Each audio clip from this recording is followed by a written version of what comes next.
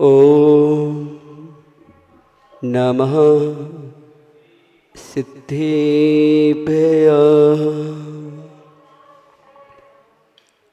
ॐ नमः सिद्धेभ्यः।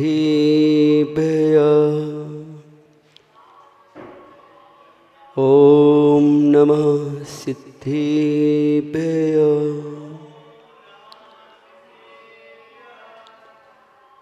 मोक्ष न मिले अरिहंत के बिना, अरिहंत बने नाही संत के बिना। मोक्ष न मिले अरिहंत के बिना, अरिहंत बने नाही संत के बिना। कर्मों का जिसने घात किया है, कर्मों का जिसने घात किया है, ज्ञान दर्शन सुख प्राप्त किया है, ज्ञान दर्शन सुख प्राप्त किया है। सिद्ध न बने कर्म अंत के बिना, सिद्ध न बने कर्म अंत के बिना। अरहंत बने नाही संत के बिना। पंचाचार जो पाल रहे हैं, पंचाचार जो पाल रहे हैं, पति आचार्य संभाल रहे हैं, पति आचार्य संभाल रहे हैं। उपाध्याय ना हो तो आते सांख्य के बिना, उपाध्याय ना हो तो आते सांख्य के बिना। अरहंत बने नाही संत के बिना। मोक्ष ना मिले अरहंत के बिना, अरहंत बने नाही संत के बिना।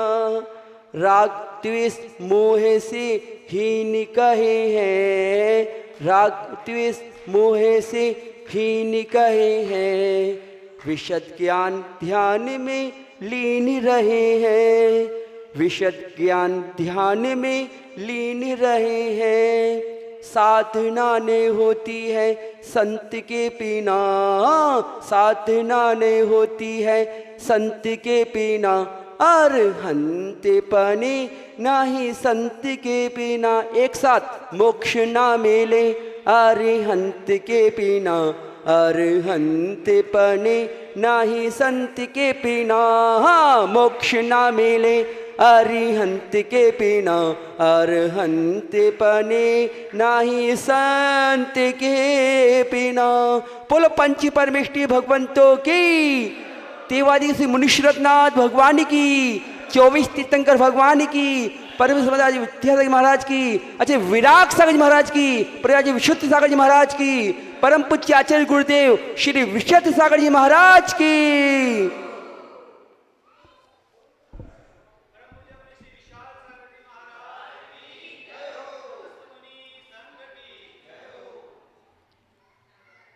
बंधु, अभी मंगलाचरण किया।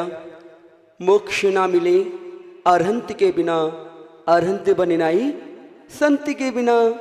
आज के संती कल के अरहंत और सिद्ध बनेंगे। अगर आप संत नहीं बन सकते तो अरहंत तो सिद्ध भी 3 काल में संभव नहीं है।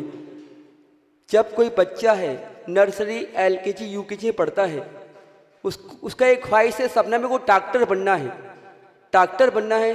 तो नर्सरी LKG को पहली दूसरी तीसरी वो स्टेप बाय स्टेप उस ओर पढ़ाई डॉक्टरी चालू करेगा, सारे सब्जेक्ट भी वही लेगा।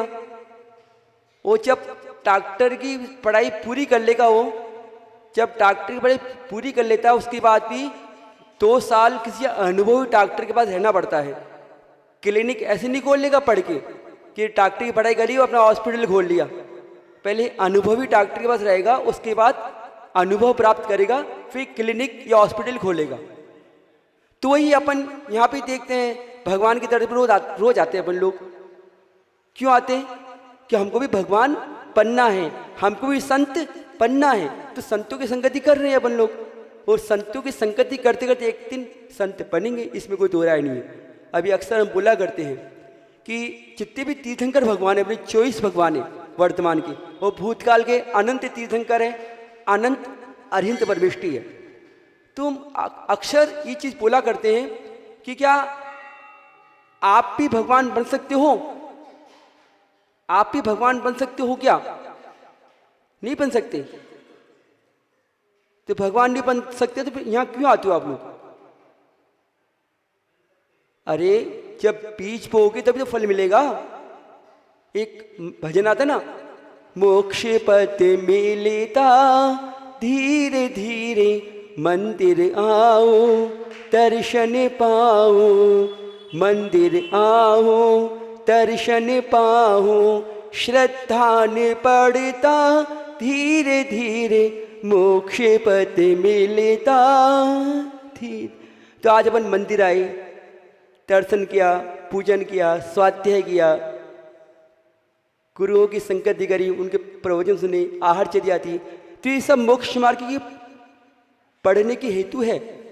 अपन ने कदम तो रख ही दिया, कदम तो रख ही दिया, अब मंजिल भी मिलेगी, आज नहीं तो कल, लेकिन निश्चित मिलेगी। लेकिन श्रद्धा मजबूत हो, बस सच्चे देव, सच्चे शास्त्र, सच्ची गुरु पे मजबूत श्रद्धा हो, सम्यक दर्शन मजबूत हो, बस यहाँ वहाँ मत भटको तो एक दिन मंजिल भी मिल जाएगी।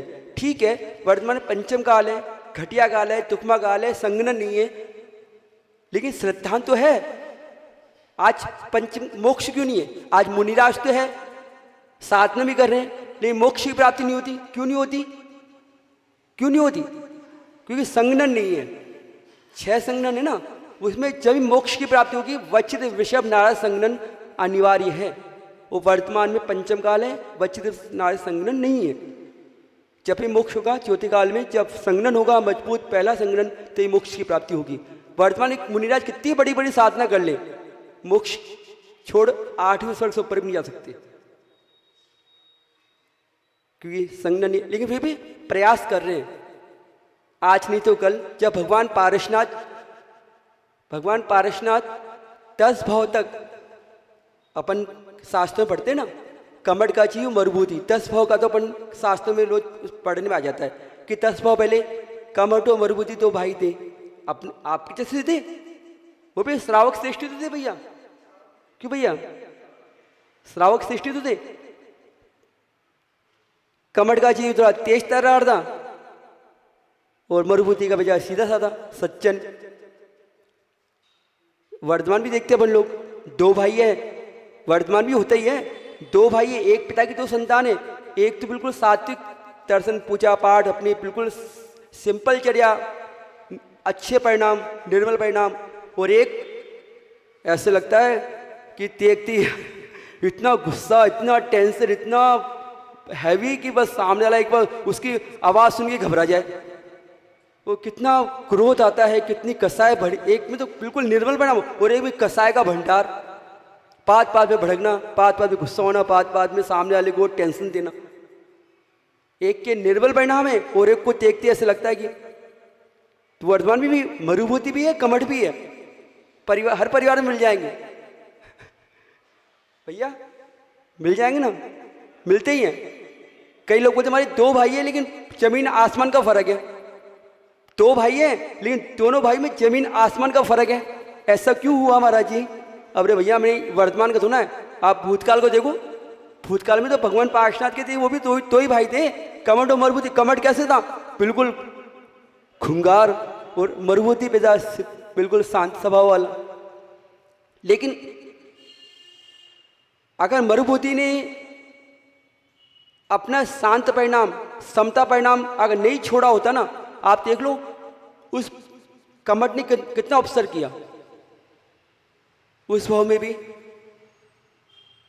पत्नी के साथ दुर्व्यवहार किया, राजा ने दंड दिया, गधे में बैठा करके पूरा परिक्रमा लगाई, फिर वो तापसी बन गया, खोटा वो बन गया बेचारा। मरुभूति का समा मांगने जा रहा उससे, समा मांगते भी उसने पत्थर की सिला फटकती उसके ऊपर। आगे की बरिया में भी हाथी बना, वो कुक्कट बना, उसके पहले शेर बना, वो अजगर बना। शेर की बरिया में भी मुनिराज बैठे हैं, साधना कर रहे हैं, मरुभूति का चाहिए मुनि बना, और कमट का शेर बना, साधना कर रहे मुनिराज, पूरा निकल गया। उसके बाद फिर मुनिराज बने, फिर दोबारा मुनिराज बने, मरुभूति का जी भी मुनिराज बना था आगे भी, और वो अजगर बना। मुनिराज साधना कर रहे हैं, वो अजगर बन के निकल गया। अब बताओ इतना उपसर्ग अपने पर आता है क्या? क्यों भैया? तो कितना समता परिणाम था भगवान में, पार्श्वनाथ में। इस 10 भाव में जब पढ़ते हैं तो लगता है ये कितनी उनकी क्या रहा होगा उनका परिणाम। सब कुछ होते हुए भी उन्होंने अपने परिणामों को नहीं बिगाड़ा। और परिणामों को नहीं बिगाड़ा, जब तीर्थंकर बन गए, मुनि अवस्था में साधना कर रहे हैं, तब भी वो कमट का व्यंतर बन गया। कमट का चीज व्यंतर बना और 7 दिन तक उपसर्ग कर रहा है। बताओ 7 दिन तक मुनि अवस्था में पिछले ध्यान कर रहे हैं भगवान पार्श्वनाथ, तो मुनि अवस्था में 7 दिन तक ओले पत्थर पानी क्या क्या बरसा रहा है। लेकिन उस वक्त भी शांत, अगर चाहती ना वो एक फूंक मार देना तो वो उड़ जाता। व्यंतर क्या लगता है उनके आगे, तीर्थंकर के आगे। लेकिन अपना समता परिणाम, आत्मा में लीन साधना सरोवरी, अपने समता परिणाम रखा। उसी का परिणाम है कि वो कमट का जीव तो आज भी समाज संसार में डोल रहा है, और भगवान पार्श्वनाथ का जीव तीर्थंकर बन के साधना करके मोक्ष चले गया, और जिसकी मूर्ति आज अपन विराजमान करके पूजा कर रहे हैं। पूरे देश में सबसे ज़्यादा पार्श्वनाथ के मंदिर है वर्तमान में। क्यों? उनका समता परिणाम। समता का परिणाम है कि आज भगवान पार्श्वनाथ की जगह जगह पूजा हो रही है, और ये भावना बात है भगवान हम पे आपसे समता परिणाम को धारण करें। तो कम से कम हम तो यही कहेंगे आपसे, भैया अपने को हर क्षण ऐसे निमित्त मिलते हैं, लेकिन उन निमित्तों में निमित्त मिलेंगे, निमित्त तो हर क्षण तैयार है आपको भड़काने के लिए, आपके परिणाम बिगड़े, आप हर जगह तैयार है। लेकिन संभलो, बड़ी मुश्किल ये मनुष्य पर्याय मिली है। अगर ये मनुष्य पर्याय भी अगर ऐसी चले गई ना, तो फिर आउट ऑफ द पवेलियन। तो अपने को संसार में नहीं डोलना, अपने को तीर्थंकर बनना है, अपने को अरिहंत बनना है, अपने को भगवान बनना है। और भगवान कैसे बनेंगे? जब उनके जैसे सिद्धांतों को जीवन में उतारेंगे, जैसा उन्होंने किया वैसे जीवन में उतारेंगे, तो अपन भी एक दिन बन जाएंगे, बनेंगे ना। उसमें एक चीज और आती है कि अभी अनंत 24 निकल गई, अनंत 24 और आएगी। हो सकता है अभी वर्तमान में तब पुण्य नहीं किया कि आगे आने वाली 24 में अपना नाम हो जाए, लेकिन अनंत 24 भी और आएगी, अनंत 24 और आएगी। तो हो सकता है उस आने वाली अनंत 24 में किसी 24 में हमारा और आपका भी नाम हो। क्यों भाई लोगों? भैया जी, आने वाली उस अनंत 24 में किसी 24 में हमारा और आपका भी नाम हो। कौन बनेगा अरिहंत? कौन बनेगा तीर्थंकर? अरे अपनी जैसे तो बनेंगे सात्विक परिणाम वाले। जब अपन ने प्रवेश कर ही लिया, बीज बो ही दिया, तो फल भी मिलेगा, आज नहीं तो कल। भाई मोक्ष कौन जाएगा? अरिहंत कौन बनेगा? सिद्ध कौन बनेगा? वही ना जो व्रत नियम संयम पूर्वक साधना करेगा, अपने तपाए का आत्मा अलग है, शरीर अलग है, भेद विज्ञान पूर्वक, तो वही उसी को तो मिलेगा। बाकी जो दिन भर विषय भोग में मस्त है, खाओ पियो मस्त रहो, उधार लेके घी पियो, दिन भर क्या लिखा है संसार में? बस खाओ पियो मस्ती की जिंदगी दिन भर, तो उनको क्या मिलना है? कोई मांस खा रहा है, कोई मच्छी खा रहा है, कोई दुनिया भर के पाप कर रहा है, वो कहाँ जाएंगे? तो उनसे तो अपन बच गए। और आज यही कि अपनी सात्विक चर्या चलती रही, और एक अपन भी जो भगवान पार्श्वनाथ के सिद्धांत है उस सिद्धांत पर अपन भी चलते रहे, और एक दिन उस पद को प्राप्त करें। ये भावना भाव अपने हर क्षण हर पल जितने निर्मल बन सकते हो निर्मल परिणाम बनो। सामने वाला तो आपको बहुत नाराज करेगा, बहुत गुस्सा निकालेगा, सब कुछ करेगा आपके ऊपर, कैसे विचलित, लेकिन अब आपको देखना है कि आप कितने संभल सकते हो।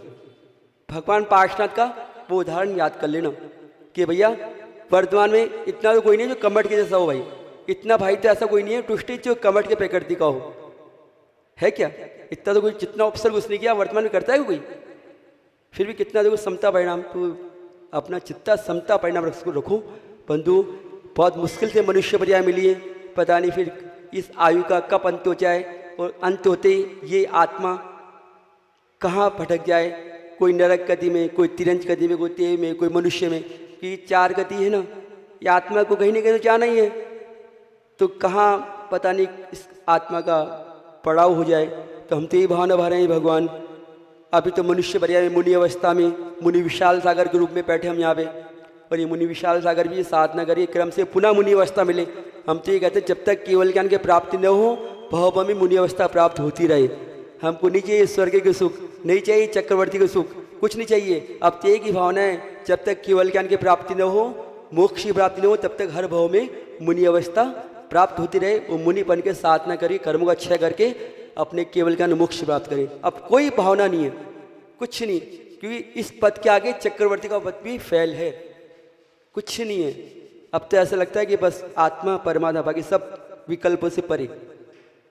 और ये अगर आज भी चतुर्थ काल होता तो वह साधना करते, और इतनी साधना करते कि आज भी कुछ, लेकिन पंचम काल का प्रभाव है, ज़्यादा साधना हो नहीं पा रही। थोड़ी सी करते हैं, शरीर जवाब देने लग जाता है। उपवास करते हैं, भूख लग, शरीर बिल्कुल पित्त भड़कता है, कब भड़कता है, फिर भी प्रयास कर रहे हैं। एक उपवास, दो उपवास, तीन उपवास की साधना से ही कर्म निर्जरा होगी, तो प्रयास तो कर ही रहे। जो चौथे काल मुनिराज थे, पंचम काल मुनिराज है, साधना तो ही कर रहे हैं। पहले के मुनिराज भी नग्न रहते थे, वर्तमान में भी। पहले के मुनिराज भी एक टाइम हार करते थे, वर्तमान में एक टाइम हार करते हैं। पैदल विहार करते थे, पैदल विहार करते हैं। केस लोज करते हैं, केस लोज करते हैं। जमीन पे सोते थे, पट्टे पे सो रहे हैं। चर्या तो वही चल रही है। जो चौथे काल के मुनिराज थे, पंचम काल के मुनिराज की वही 28 गुण का पालन तो वर्तमान में कर रहे हैं। बस साधना की मोक्ष चाहने की अपेक्षा कि ठीक है, ज़्यादा साधना नहीं है, लेकिन शक्ति के अनुसार साधना सभी कर रहे हैं। वर्तमान में जितने भी संत हैं सब शक्ति के अनुसार साधना करके अपने कर्मों को खपा रहे हैं। नहीं से कुछ अच्छा, नहीं से कुछ अच्छा। भाई जब श्रावक अवस्था में थे 24 घंटे पाप में लिपते थे, आज मुनि बन गए, कम से पापों से तो बच रहे हैं। नहीं से कुछ अच्छा, ठीक है, मोक्ष नहीं है, स्वर्ग तो है, कम से कम वहाँ शांति से बैठ के फिर मनुष्य बरिया मिल जाएगी, फिर मनुष्य में आगे साधना करेंगे। बाकी और जो संसारी प्राणी है वो कहाँ जाएंगे? तेरे पाप ही पाप करते रहेंगे तो कहाँ जाएंगे? तो नहीं से कुछ अच्छा, हमारा देखिए सिद्धांत है, नहीं से कुछ अच्छा। वर्तमान में लोग बोलते हैं महाराज जी, कई मुनिराज हम देखते हैं वो ऐसा करते हैं, ऐसा करते हैं। बस अरे मैंने क्या क्या करते हैं? नहीं से कुछ अच्छा। पहले जो 24 घंटे पापों में लिपते आज उससे तो बच गए ना। क्या 100% पाप हो रहे थे, 90% तो बच गए ना। 10% कर रहे हैं तो 10 ही बच जाएंगे। समझ आ दी जाएगी, अपने आप छूटता जाएगा, छूटता जाएगा, छूटता जाएगा। वो इतना छूटेगा कि ये आत्मा बस। तो आप सब अपने आप को सुधारो। आप मंदिर आते आते इतना पुण्य कमाओ, इतना पुण्य कमाओ, न न्यायक बनो न खलनायक बनो, इतना पुण्य अर्जन करो। आकाश भैया, ब्रह्मचर्य भैया, इतना पुण्य कमाओ, न न्यायक बनो न खलनायक बनो। कालांतर में बनो कभी, अरे बनो तो मंदिर के मूल नायक बनो, बनो तो मंदिर के मूल नायक बनो। इतना पुण्य कमाओ कि अपन भी कभी किसी वेदी पे विराजमान हो जाए, अपन भी कभी तीर्थंकर बने, अपन भी कभी अरिहंत बने, अरिहंत बन के सिद्धालय को प्राप्त करें। बस इन्हीं भाव के साथ आज इंदौर नगर में अभी पट्टाचार्य महामहोत्सव आचार्य विश्व सागर जी महाराज का 27 अप्रैल से 2 मई तक भव्य कार्यक्रम यहाँ पे होने जा रहा है। हम सभी साधु उसी आयोजन में यहाँ पे आए हुए हैं। पूरा संघ आचार्य विश्व सागर जी महाराज हम लोग यहाँ पे रुके हुए हैं स्मृति नगर में, और सभी जगह पूरे इंदौर में हर मंदिर में कोई न कोई संतों का आगमन, आहारचर्या। अभी पूरा इंदौर नगर संत में हो रहा है। जैनों का महाकुंभ, संतों का महाकुंभ आपके इंदौर में लग रहा है। जहाँ तक वहीं संत ही संत नजर आ रहे हैं। श्रावक लोग हे स्वामी नमोस्तु नमोस्तु नमोस्तु कर रहे हैं। सो अभिषेक, पूजा, आहारचर्या हर जगह पूरा एक जैन, ऐसे लग रहा है इंदौर क्या जैनों का नगर हो गया, पूरा जैन नगर इंदौर। अब तो पूरा जैन नगर इंदौर हो गया। और जब कार्यक्रम होगा आपका 27 तारीख से, तब तो लगेगा कि चारों तरफ बस जैनी जैनी, संत ही संत। एक अनोखा दृश्य होगा यहाँ इंदौर में, क्योंकि पहले बहुत बड़ी समाज है।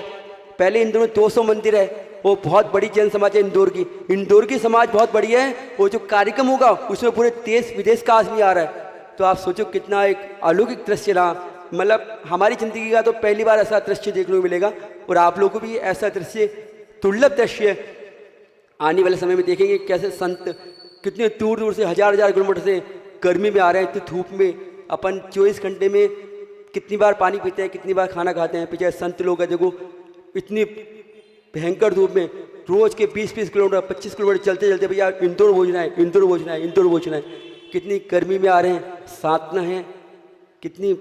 आप वो चीज़ नहीं देखते संतों की कि गर्मी में पैर चल रहे हैं, गला सूख रहा है, वो अंतराय आ रहे हैं फिर भी चले जा रहे हैं चले जा रहे हैं, क्यों? इंदौर पहुँचना है हमको, आचार्य श्री का आशीर्वाद प्राप्त करना है। तो इस संतों के साथ न है बंधु, और ये आज के संती कल के अरिहंत बनेंगे। तो आप सभी जो लोग इंदौर में है वो तो ठीक है, और जो लोग हमारी आवाज़ सुन रहे हैं आज के संती कल के अरिहंत और सिद्ध बनेंगे। तो ऐसे संतों के साक्षात दर्शन करने, उनका आशीर्वाद प्राप्त करने के लिए इस कार्यक्रम में अवश्य शामिल हो। जो कार्यक्रम में आएगा भरपूर आशीर्वाद मिलेगा। और जो लोग कहते हैं महाराज जी हम तो टीवी पे देख लेंगे, हम तो मोबाइल में देख लेंगे, अरे भैया मोबाइल के आशीर्वाद में, मोबाइल से देखने में और साक्षात में बहुत फ़र्क है। साक्षात में जो अनुभूति होगी ना वो टीवी पे मोबाइल पे नहीं होगी। तो चाहे एक ही दिन आओ, लेकिन कार्यक्रम में अवश्य आना। संपूर्ण जगत की जितनी भी जन समाज है, हमारी भावनाएं इस कार्यक्रम में ऐसा कोई जन ही ना हो जो वंचित रह जाए। संपूर्ण जन समाज का कोई न कोई जो परिवार का व्यक्ति है वो इस कार्यक्रम में जुड़ना ही चाहिए, क्योंकि ऐसा कार्यक्रम न भूतो न भविष्यति। और इतने इतने संतों का एक साथ आशीर्वाद मिल रहा है, पता नहीं कौन सा संत का आशीर्वाद जीवन में कार्यकारी हो जाए और आपके भी बल्ले बल्ले हो जाए। और हो सकता है संतों की संगति करते करते आपके परिणाम भी निर्बल हो जाए और आप भी उसी श्रेणी में, संतों की श्रेणी में शामिल हो जाए। वक्त का कोई पता नहीं कब क्या हो जाए।